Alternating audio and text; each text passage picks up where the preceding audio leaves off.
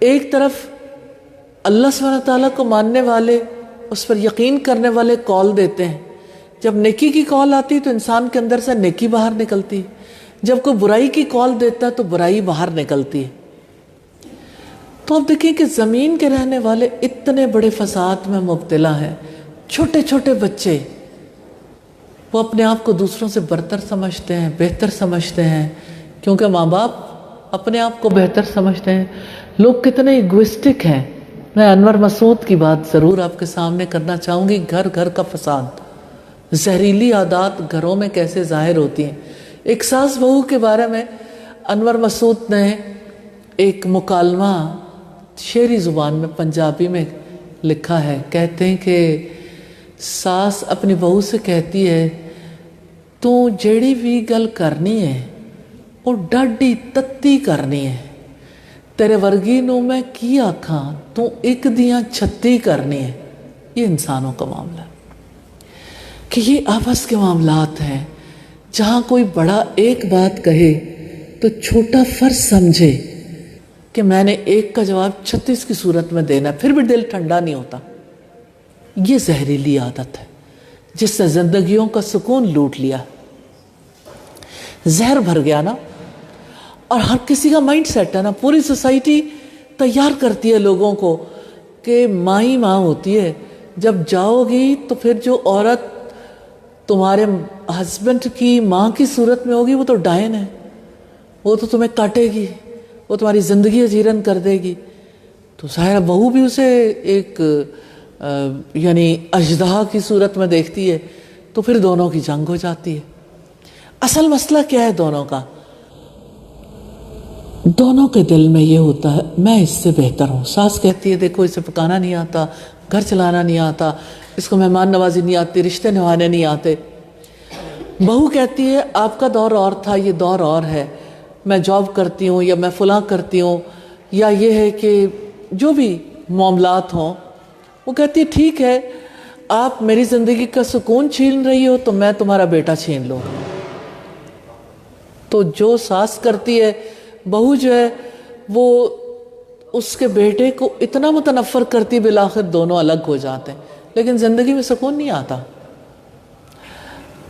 یہ جنگ گھروں میں بھی نظر آتی ہے، خاندانوں میں بھی نظر آتی ہے، یہ جنگ ورک پلیسز پہ بھی نظر آتی ہے، قوموں میں بھی نظر آتی ہے۔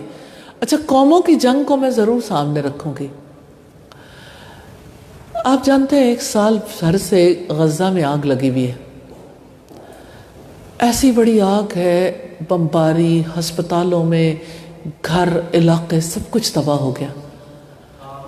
اور اللہ سبحانہ تعالیٰ نے کس طرح سے یعنی یہ بتایا کہ دیکھو دلوں کے درمیان جو دشمنی ہے، حسد ہے، دلوں کے درمیان جو یعنی ایک دوسرے کو برداشت نہ کرنے کا سلسلہ ہے، تو جنگ جو انسانوں سے ہوتی وہ انسانوں سے تھوڑی ہے، وہ تو اسی بنیاد پہ ہے نا کہ اللہ ہمارا رب ہے اور یہ اللہ کا گھر ہے۔ تو دوسری طرف جنگ جو ہے نا وہ اپنی انا کے لیے، اپنے آپ کو بڑا ثابت کرنے کے لیے، کہ اللہ نے ان کا سارا علاقہ جلا نہیں دیا۔ لاس اینجلس میں دیکھیے کیا صورتحال بنی، ایک آگ ہے جو لگ گئی۔ تو یہ ایسا نہیں ہوتا کہ دلوں کے اندر کی آگ جو ہے حسد کی آگ، قرآن ہمیں یہ بتاتا ہے کہ یہودیوں کو مسلمانوں سے حسد ہے، وہ اپنے آپ کو بڑا سمجھتے ہیں، تکبر میں مبتلا ہے۔ تو تکبر اور حسد کی آگ جب دلوں میں بھڑک اٹھتی ہے تو وہ آبادیوں کو بھی نگل جاتی ہے، وہ قوموں کو نگل جاتی، پوری دنیا کو ہی نگل جاتی ہے۔ تو چھوٹے پیمانے پہ چھوٹے خاندان میں اور بڑے پیمانے پہ بڑی دنیا میں۔ تو اللہ سبحانہ تعالیٰ یہ چاہتے ہیں کہ انسان سکون کی زندگی بسر کریں، ان زہریلی عادات کو ترک کریں اور وہ عادات اپنائیں جو پرسکون زندگی گزارنے کے لیے ضروری ہیں۔ اب دیکھیں تکبر کے مقابلے میں تواضع ہے، توبہ ہے، حسد کے مقابلے میں دوسرے انسانوں کو جو ہے وہ اپنے سے بہتر خیال نہیں کرتے تو انہیں اپنے جیسا سمجھنا اور ان کے ساتھ حسن معاملہ کرنا، ہر ایک کو اس کا حق دینا، والدین کو، اولاد کو، شوہر کو، رشتہ داروں کو، میں ایک عدل والی حدیث آپ کے سامنے رکھنا چاہتی ہوں جو جیلسی کو، تکبر کو بہت دور لے جاتی ہے خاندانوں سے، اگرچہ یہ عادات نہیں ختم ہوتی جب تک کہ ان کو ایڈریس نہ کیا جائے، جب تک کہ ان کو دور کرنے کے لیے انسان اللہ سے معافی نہ مانگے اور اس کے لیے ارادہ نہ کرے۔ تو آپ یہ دیکھیے کہ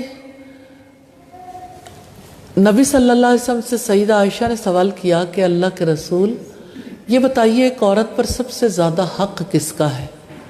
آپ نے فرمایا اس کے شوہر کا۔ عورت کی جب شادی ہوتی ہے نا لڑکی کی، وہ سمجھتی ہے میرے ماں باپ کا حق زیادہ ہے، شوہر کے گھر جا کے بھی شوہر کے گھر کی بھی ساری باتیں اپنے ماں باپ کو بتاتی ہے کہ ان کا تو حق زیادہ ہے، انہی کو بتانی چاہیے، جس کی وجہ سے فساد پھیلتا ہے۔ تو اللہ سبحانہ تعالیٰ نے ایسی بات اپنے رسول کے توسط سے پہنچائی۔ سیدہ عائشہ نے سوال کیا کہ ایک مرد پر سب سے زیادہ حق کس کا ہے؟ آپ نے فرمایا اس کی ماں کا۔ جھگڑے کی جڑ ختم ہو گئی۔ جب ہر ایک کو پتہ چل گیا کہ مرد پر اس کی ماں کا حق زیادہ ہے، تو جس کو اللہ کی بات کا یقین آتا ہے نا، وہ پرسکون ہو جاتا ہے کہ بھئی وہ اپنا حق ادا کر رہا ہے۔ اور ایک عورت اگر شوہر کا حق ادا کرنا چاہتی ہے تو اس کی ماں پہ ظلم کر کے تھوڑی ادا کر سکتی ہے، حسن سلوک کر کے ہی ادا کرے گی نا۔